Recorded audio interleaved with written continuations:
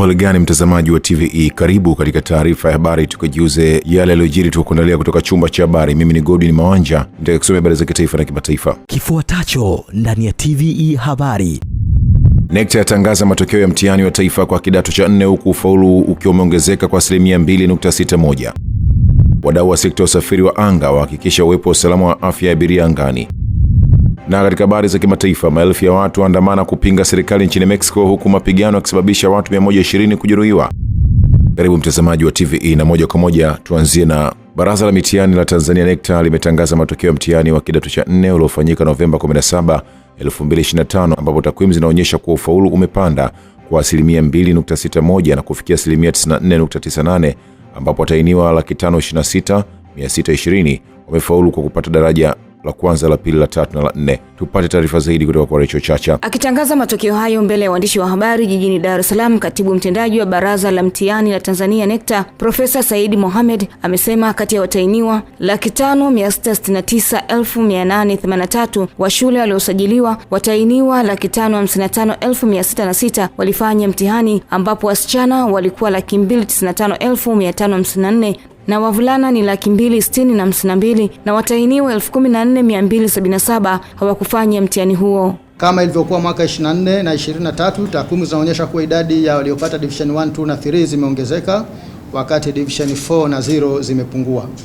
Mwaka 24 wanafunzi waliopata division 1 mpaka 3 walikuwa 221,953 sawa na 43%, na mwaka 23 walikuwa 197,426 sawa na 37.4%. Hivyo katika kipindi cha miaka miwili ubora wa ufaulu umeongezeka kwa 8.7. Kuhusu ufaulu kwa jinsi, kati ya watahiniwa 526,620 waliofaulu, wasichana ni 278,108 sawa na 94.3 ya waliofanya, na wavulana ni 248,512 sawa na 95.8 ya waliofanya. Aidha, kati ya waliofaulu wasichana ni 53% na wavulana ni 47%. Profesa Saidi amesema kati ya watahiniwa 25,927 wa kujitegemea waliosajiliwa, watahiniwa 22,794 walifanya mtihani na watahiniwa 3,133 hawakufanya mtihani, na watahiniwa wa kujitegemea waliofaulu mtihani huo ni 16,794 na hivyo ufaulu kuongezeka kwa 11.32 ikilinganishwa na mwaka 2024. Aidha, NECTA pia imefuta matokeo ya watahiniwa 47 wa kujitegemea katika mtihani wa kidato cha 4 kwa mwaka 2025 waliobainika kufanya udanganyifu katika mtihani na wawili wa shule walioandika lugha ya matusi. Baraza limezuia kutoa matokeo ya watahiniwa 435 ambao walipata matatizo ya kiafya na kushindwa kufanya mtihani kwa masomo yote au idadi kubwa ya masomo. Watahiniwa hao sasa wamepewa fursa ya kufanya mtihani kwa masomo ambayo hawakuyafanya kwa sababu ya ugonjwa wa mwaka 26 kwa mujibu wa kifungu cha 32 kifungu kidogo cha kwanza cha kanuni za mitihani. Ndugu waandishi wa habari, Baraza la Mitihani limefuta matokeo ya wanafunzi 77, 30 wa shule na 47 watahiniwa kujitegemea ambao walifanya udanganyifu na wanafunzi wawili walioandika matusi kwenye karatasi zao za majibu kwa mujibu wa kifungu cha 5 kifungu kidogo cha pili I na J cha sheria Baraza la Mitihani sura 107 kikisomwa pamoja na kifungu cha 30 kifungu kidogo cha pili B cha kanuni za mitihani za mwaka 2016. Asante sana Rachel Chacha kwa taarifa hiyo. Rais wa Zanzibar na mwenyekiti wa Baraza la Mapinduzi Dr. Hussein Ali Mwinyi amewasihi waumini wa dini ya Kiislamu na wananchi hapa nchini kushikamana, kuishi kwa umoja na kusaidiana baina yao ili kupata baraka za Mwenyezi Mungu. Goodluck Msola anatupa undani wa taarifa hii. Alhaji Rais Dr. Mwinyi amesema hayo tarehe 31 Januari 2026 alipojumuika na waumini wa dini ya Kiislamu katika mashindano ya kimataifa ya kuhifadhi Qur'an yaliyoandaliwa na ushirikiano wa taasisi ya Al-Tijara ya Arabia ya kutoka Oman na afisi ya Mufti Mkuu wa Zanzibar, mashindano yaliyofanyika katika msikiti wa Jamiu Zinjibar uliopo Kiembe Samaki mkoa Mjini Magharibi. Alhaji Dr. Mwinyi amesema ni vema waumini wa dini ya Kiislamu kuipambania Qur'an, miongozo na mafundisho yake pamoja na kuishi kwa maadili mema na kuifanya Qur'ani kuwa dira ya maisha yao. Natumia fursa hii kutoa wito kwa ndugu zangu Waislamu na wananchi wenzangu wote kuendelea kusaidiana kati yetu na kushirikiana katika mambo ya kheri yakiwemo malezi ya vijana wetu. Aidha, ni wasihi wananchi wenzangu tuishi kwa kupendana na kushikamana. Kama tulivyoshikamana kuujaza msikiti huu, basi tuendelee kushikamana kudumisha amani na utulivu katika nchi yetu ili tubaki salama siku zote. Hakika mambo hayo yatatuongezea baraka na neema zaidi katika nchi yetu. Aidha, ameipongeza taasisi ya Al-Tijara Al-Arabia ya kutoka Oman kwa ufanisi mkubwa pamoja na mchango wake ambao inautoa katika kusaidia jamii katika sekta ya elimu, afya, chakula pamoja na huduma za kiafya kupitia kambi mbalimbali, na kusisitiza kuwa Serikali ya Mapinduzi ya Zanzibar itaendelea kutoa ushirikiano. Tunafundishwa katika Uislamu kuwa wenye kushikamana na Qur'an ni watu wa Mwenyezi Mungu na wateule wake. Kadhalika, yoyote mwenye kushikamana na Qur'an basi atapata kheri nyingi hapa duniani na kupata daraja ya juu peponi. Hivyo wajibu wetu kwa waumini tujipambe na Qur'ani na kuwa na tabia njema na kufuata maadili katika jamii yetu, na Qur'ani iwe ndiyo dira ya maisha yetu. Naye barozi mdogo wa Omani hapa nchini Said Salim Al-Snawi amemshukuru Rais Dr. Mwinyi kwa uongozi wake wa mafanikio na ushirikiano aliotoa baina ya Serikali ya Mapinduzi ya Zanzibar na Oman katika kufanikisha mashindano hayo. Mashindano hayo ya kimataifa yameshirikisha washiriki 6 wakitoka nchi za Ujerumani, Uganda, Tanzania, Urusi, Canada pamoja na Brazil, ambapo mshiriki Usama Bago kutoka Ujerumani amefanikiwa kushinda ushindi wa kwanza na kutunukiwa kombe, cheti na shilingi milioni 20. Asante sana Goodluck Msolla kwa taarifa hiyo. Waziri wa mambo ya ndani ya nchi Patrobas Katambi ameweka wazi changamoto wanazokutana nazo askari wa jeshi la zimamoto na uokoaji wakati wa uokozi katika maeneo yanayokutwa na majanga ya moto na majanga mengine yanayohitaji huduma za uokozi, huku akiweka wazi kuchukuliwa hatua za kisheria kwa wanaosababisha changamoto hizo. Taarifa hii na Rachel Chacha. Amezitaja changamoto hizo ikiwemo kutofanyiwa ukaguzi wakati wa ujenzi, wamiliki kupuuza ushauri wa wataalamu wa zimamoto pamoja na kupuuzia elimu ya majanga na zimamoto. Katambi ametoa kauli hiyo wakati wa ziara alipotembelea jeshi hilo baada ya kuteuliwa na Rais Dr. Samia Suluhu Hassan kuongoza wizara hiyo, ambapo naibu waziri wa mambo ya ndani ya nchi Ayub Mohamed Mahmud amesema wao kama serikali watatoa ushirikiano kwa jeshi hilo ikiwa lengo na dhamira ni ile ya kuwahudumia Watanzania. Watu tunajenga majengo yetu, alafu hatuweki tahadhari wala hatuiti maafisa kutukagulia majengo, na tunaona kukaguliwa jengo ni kama adhabu au ni gharama. Matokeo yake kitokea changamoto, kazi inakuwa kubwa zaidi. Lakini hapo changamoto hizi ndio wapo wamiliki labda pengine wa biashara au maeneo mbalimbali. Mtu anajenga hoteli au biashara eneo kubwa, lakini hataki kufanyiwa ukaguzi na jeshi la zimamoto. Siku ikitokea ajali ya moto au changamoto nyingine au jengo kuanguka, anawahitaji zimamoto na anawalaumu kwamba hawajaenda kuzima moto kwenye jengo langu, lakini mwanzo wakati anajenga hakupewa ushauri wa kitaalamu. Kwa hiyo changamoto hizi ndizo zinazofanya wakati mwingine raia wanakuja kwenye kulaumu, lakini wanasahau kwamba tulikuwa tuna wajibu wa kwanza wa kuwa na tahadhari. Tutawapa kila aina ya mashirikiano tukiwa na dhamira ile ile ya kuhakikisha kwamba tunawahudumia Watanzania katika nyanja hii ya kuzima moto na kuokoa maisha na mali. Na mlichotuonyesha hapa ni kielelezo tosha kwamba mmeshafanya kazi katika kuokoa maisha ya watu na mali zao kwenye maeneo mbalimbali. Kwenye maeneo ya maji mmeokoa, kwenye maeneo ya matope mmeokoa, kwenye maeneo ya moto uliowaka kwenye msitu mmeokoa, kadhalika kwenye maeneo ya moto au majanga ya moto kwenye majengo mmeokoa. Akizungumza katika ziara hiyo, Kamishna Jenerali wa Jeshi la Zimamoto na Uokoaji John Masangu amesema jumla ya matukio ya moto 3091 yaliripotiwa, huku watu 114 wakipoteza maisha na majeruhi 295 kwa mwaka ulioishia wa 2025. Siku ya leo sisi kwetu Jeshi la Zimamoto na Uokoaji tunaiona ni siku njema sana kwa ugeni wenu kuwa nasi kwa siku ya leo. Karibu sana Mheshimiwa Waziri, karibu sana Naibu Waziri. Asante sana Rachel Chacha kwa taarifa hiyo.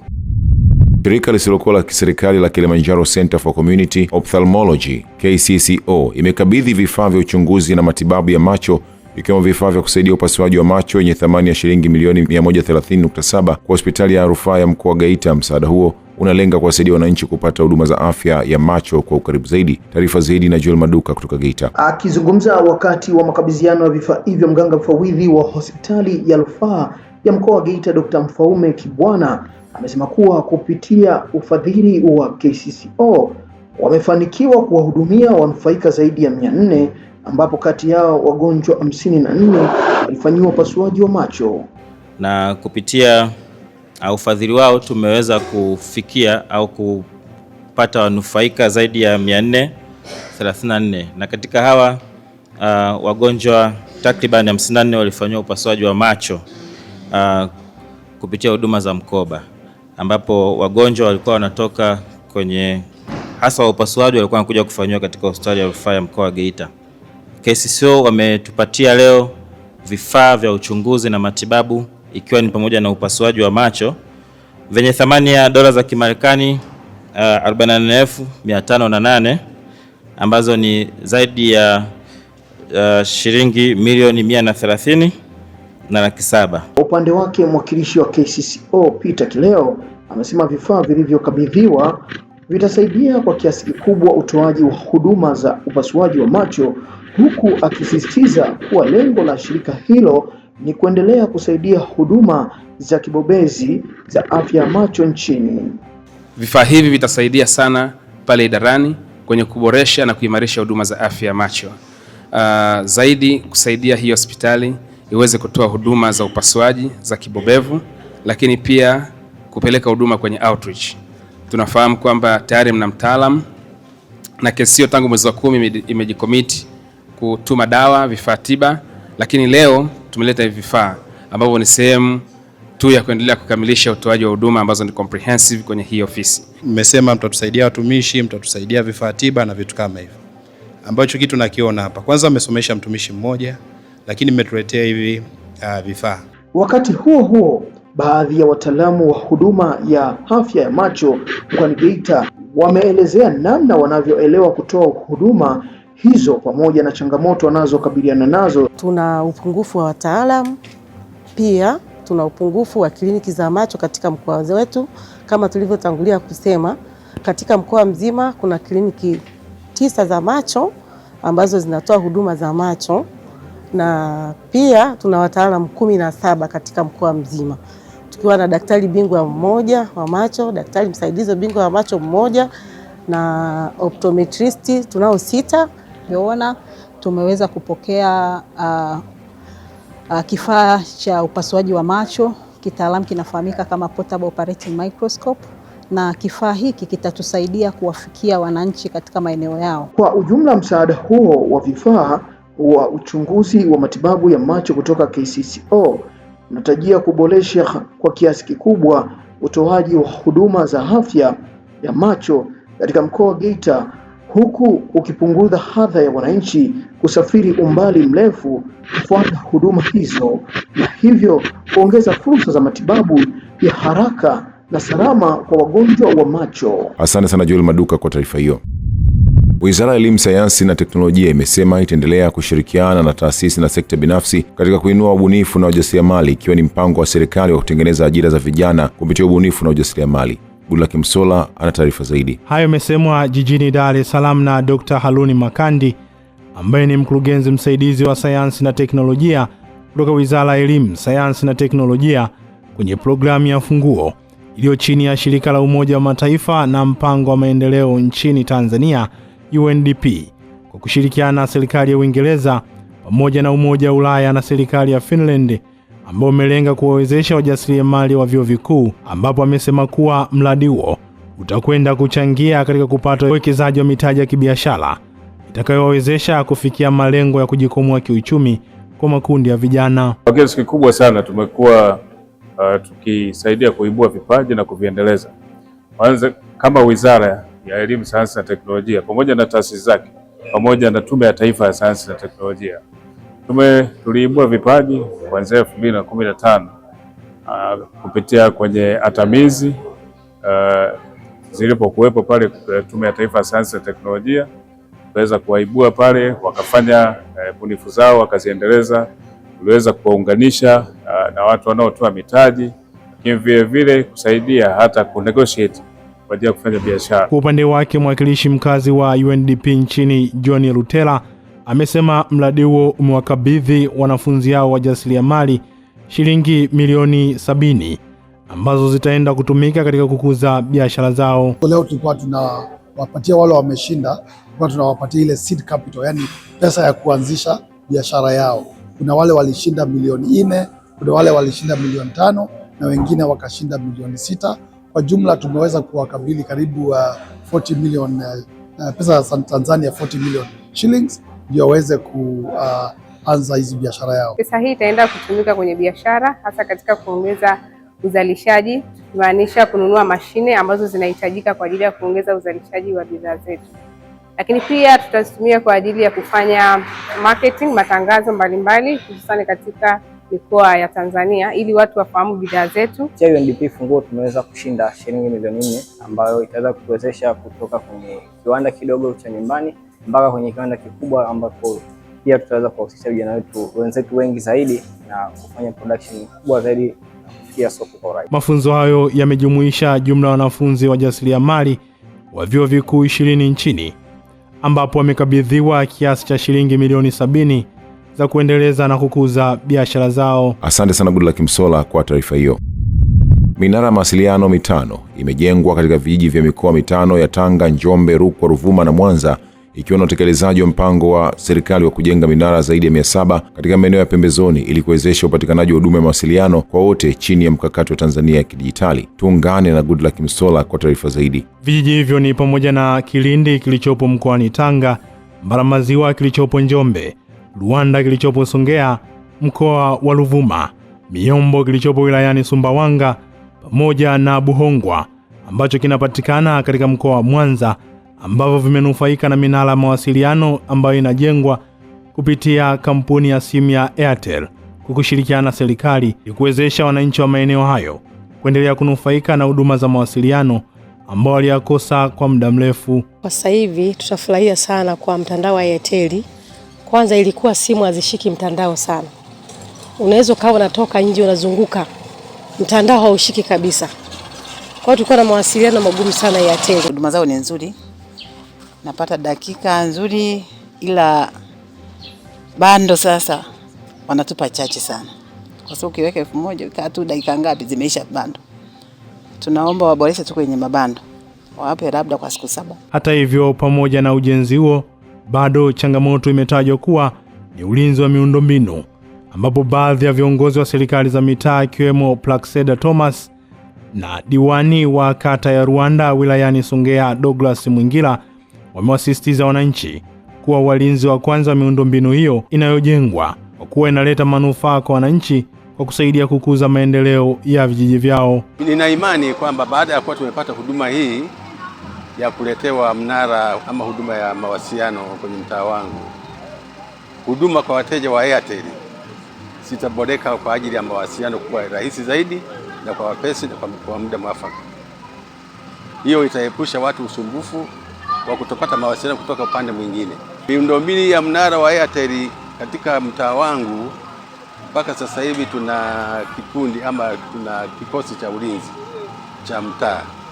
Tutawashirikisha hao vijana waweze kuthamini kwamba huu mnara ni mali yetu sisi wanamtaa wa Miti Mirefu. Naye meneja wa Airtel kanda ya Buhongwa Malaki Mchala amesema ujio wa mnara huo katika eneo la Buhongwa unakwenda kuwasaidia wanakijiji wa maeneo hayo ambao wengi wao ni wakulima kuweza kupata mawasiliano ya uhakika na kujikuta wakifaidika na sekta ya kilimo. Tunafahamu kwamba moja ya kitu muhimu katika huduma hizi ni huduma ambayo inayokuwa inapatikana katika bei sahihi au kuwa na offers zinazoweza kuwasaidia wateja wetu.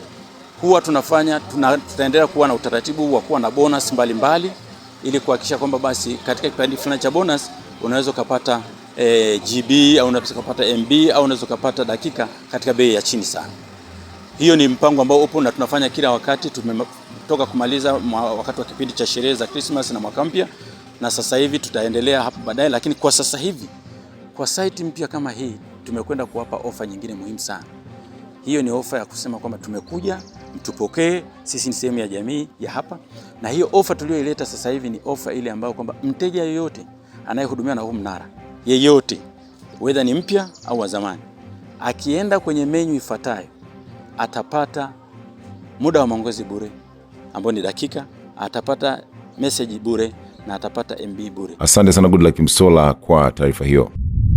Mbunge wa jimbo la Mbeya mjini Patrick Mwalunenge amechangia kiasi cha shilingi milioni 50 kwa ajili ya ujenzi wa kituo cha kulelea watoto katika soko kuu la Manjelwa kwa lengo la kuhakikisha usalama wa watoto katika soko hilo.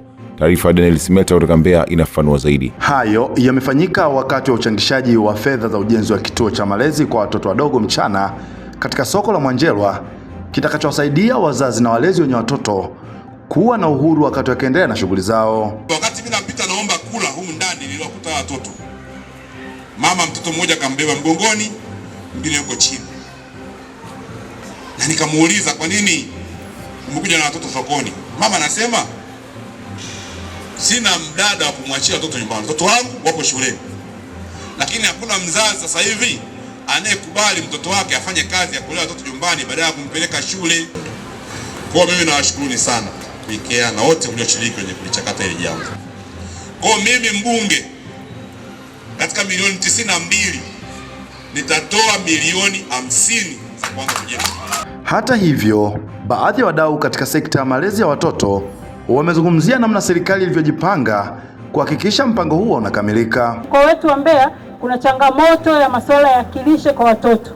Tafiti zilionyesha kwamba watoto wengi wanaokuja kwenye masoko na wazazi wao walikosa mahali salama pa kukaa ili waweze kupata yale mahitaji muhimu ambayo yanaweza kusapoti ukuaji wao. Mpango ulizinduliwa mwaka 2022 na Rais Samia Suluhu Hassan, ambapo ilikuwa ni kutilia mkazo katika kuleta tija ya malezi ya watoto katika taifa letu. Mama anaweza kaa bize na biashara ama na upishi wa jikoni kama ni mama ntilie.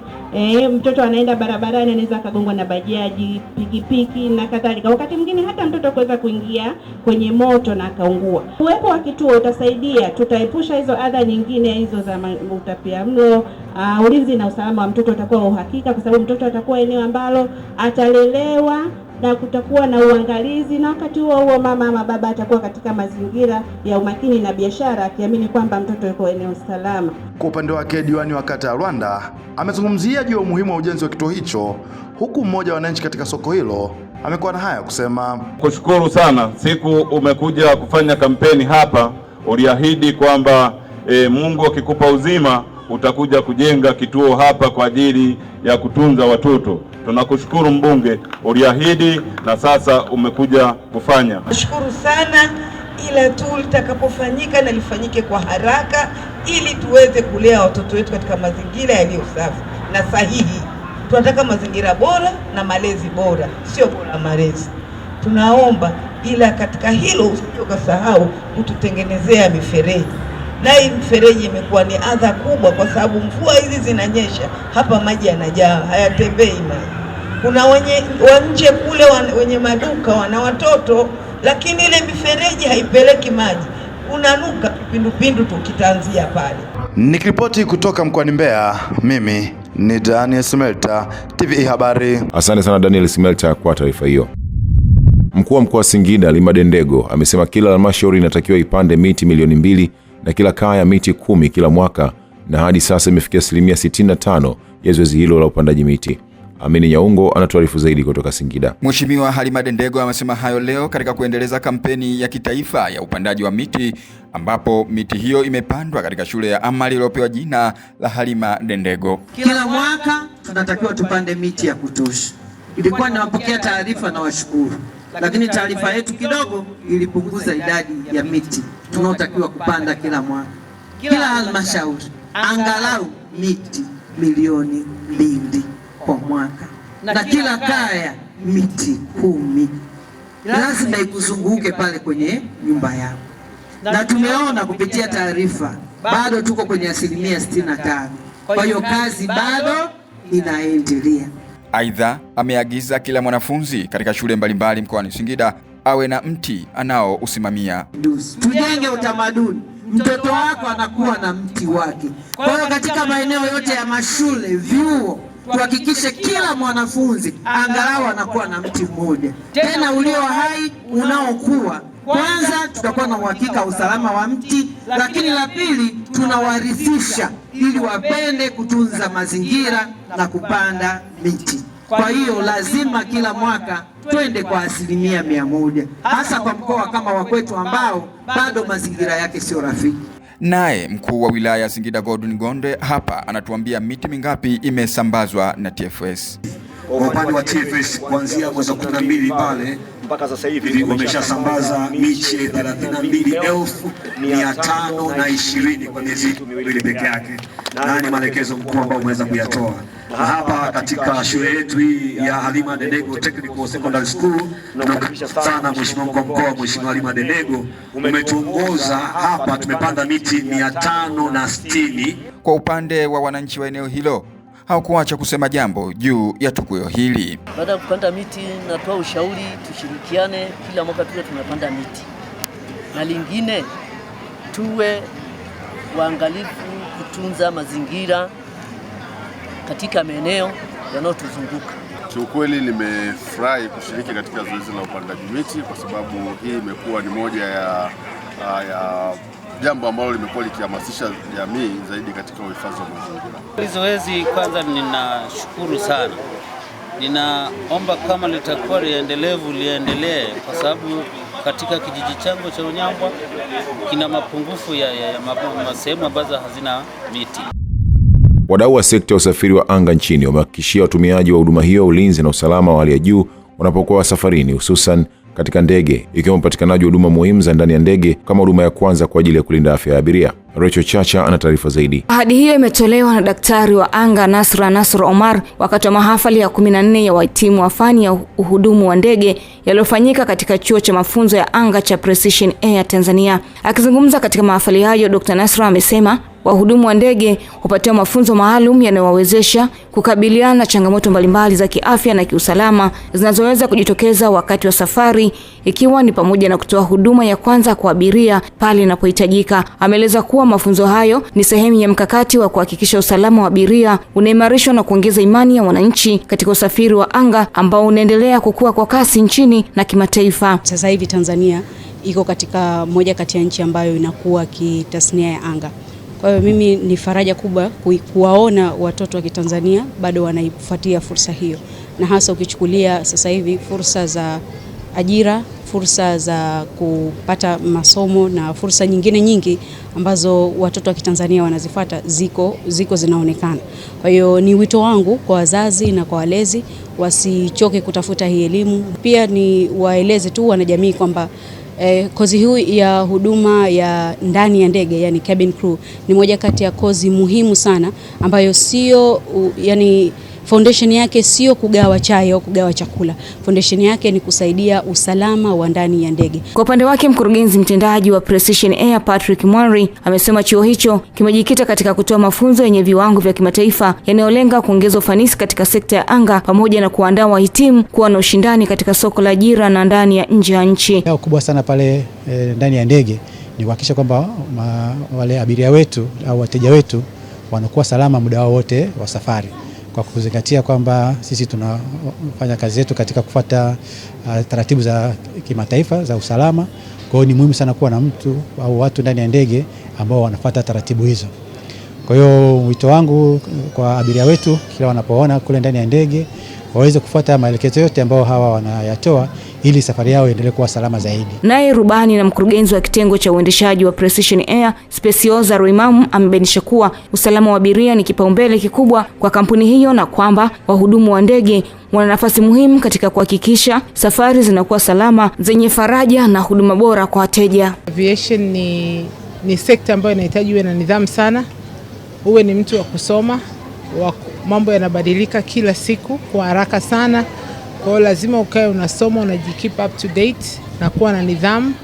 Na nidhamu ya aviation ni maeneo yote.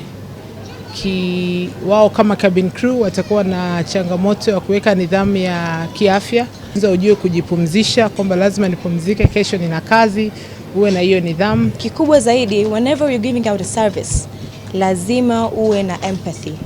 lazima you should understand where people are coming from, and you should understand who you are and what your responsibilities are as a cabin crew and as a Tanzanian in general, because our main purpose and our main value is hospitality kama wa Tanzania. Asante sana Rachel Chacha kwa taarifa hiyo.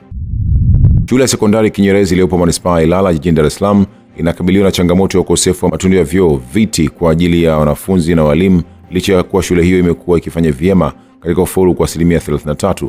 Goodluck Msola ana taarifa zaidi. Akizungumza jijini Dar es Salaam wakati wa mkutano wa pamoja baina ya walimu wa shule ya sekondari ya Kinyerezi, wazazi pamoja na naibu meya wa jiji la Dar es Salaam ambaye pia ni diwani wa kata ya Kinyerezi John Lioba, ameahidi kutoa fedha ili kutatua baadhi ya changamoto, ikiwa ni pamoja na basi takalowasaidia kufika kwa wakati shuleni wanafunzi, pamoja na kutoa fedha kwa ajili ya kuanza kutoa huduma ya chakula ili kuendelea kuwafanya wanafunzi hao waendelee kufanya vyema katika masomo. Moja ya vitu ambavyo nikienda kwenye shule huwa sipendi kusikia ni daraja 0. Ningependa kuona mkuu wa shule 0 katika shule hii, kama ulivyosema Kinyerezi mpya bila 0 inawezekana. Inaomba wazazi, walimu pamoja na wanafunzi, mimi nawaahidi, tunaanza na habari ya viti vya walimu kama alivyosema mkuu wa shule hapo. Mimi nitawaletea viti vya walimu.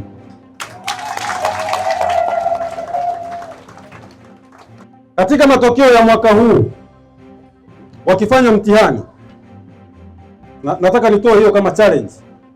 Wakifanya mtihani wa taifa wa kidato cha 4, kwa ninaomba mwalimu, sisi hapa tunataka division 1 mpaka 3, hatutaki 4 wala 0. Kwa upande wake mwalimu mkuu wa shule ya sekondari ya Kinyerezi Magdalena Sechele amesema malengo ya shule hiyo ni kufikisha ufaulu wa 50% kutoka ule wa sasa wa 33%, huku akiomba msaada wa kuongezwa kwa matundu ya vyoo kutoka yale ya sasa 18 ambayo yanahudumia wanafunzi zaidi ya 1300. Lakini sisi katika mpango kazi wetu wa miaka 5 ambayo ilikuwa mpaka mwaka 2025 tuliandika kwamba ifikapo mwaka 2025 daraja la kwanza mpaka la 3 iwe 50%. Tumeona kidato cha pili katika matokeo yao, daraja la kwanza mpaka la 3 ni 33%. Daraja la kwanza mpaka la 4 ni ngapi? 91%. Kwa hiyo inamaanisha mpango kazi wetu kama unaenda vizuri. Ninaomba sasa, kama mwaka 2025 daraja la kwanza mpaka la 3 tulikuwa 33%. Huo ndio ufaulu jamani. La kwanza mpaka la 3 ndio ufaulu wenyewe unaotakiwa. Hiyo la 4 tu amefaulu. Lakini la kwanza mpaka la 3 ndio daraja zuri, ndio anachaguliwa kwenda chuo au nini au kwenda kidato cha 5. Kwa hiyo tujitahidi wapate daraja la kwanza mpaka daraja la 3. Na baadhi ya wazazi walioshiriki katika mkutano huo wameahidi kuendelea kushirikiana vyema na walimu katika shule hiyo ili kudumisha nidhamu pamoja na kuwezesha wanafunzi kuendelea kupata chakula hapo shuleni. Kwa tunaamini kabisa kwamba Kinyerezi bila 0 itawezekana. Sio kama inawezekana, tunaamini itawezekana. Mimi niongelee mambo mawili kwenye taaluma. Niwapongeze sana kwa kipengele hiki. Mko vizuri, endeleeni hivyo hivyo, na sisi wazazi tuko nyuma yenu. Jambo la pili kuhusu nidhamu. Nidhamu, wazazi wenzangu, haina shortcut. Nidhamu inaanzia nyumbani. Sisi tukawabebesha walimu mzigo mkubwa wa nidhamu, halikiwa sisi tunashindwa kuplay kwenye pati yetu. Naomba tu kuwapongeza walimu wangu. Nawapongeza sana. Nadhani baadhi ya walimu wananitambua. Mtoto wangu alivyokuwa awali na mpaka alipofikia huu mwezi wa 12, yani naweza nikasema mimi kwa kweli siwezi kusema mengi, naweza kusema alhamdulillah rabbil alamin, kwa sababu alipokuwa mimi nilikuwa natetemeka. Nilikuja mpaka shuleni, mwanangu alikuwa andiki, anafika shule anawasili shuleni vizuri, mzuri mzuri, lakini haandiki darasani, mtihani yeye ni wa mwisho. Lakini mpaka sasa hivi nikiangalia alipotokea na nikikagua, yani kavuka. Asante sana Goodluck Msola kwa taarifa hiyo. Mtazamaji, hii ni taarifa ya habari. Mimi ni Godwin Mawanja. Tupate mapumziko mafupi na kisha Tutaendelea na taarifa ya habari kifuatacho ndani ya TVE habari. Na katika habari za kimataifa, maelfu ya watu waandamana kupinga serikali nchini Mexico, huku mapigano yakisababisha watu 120 kujeruhiwa.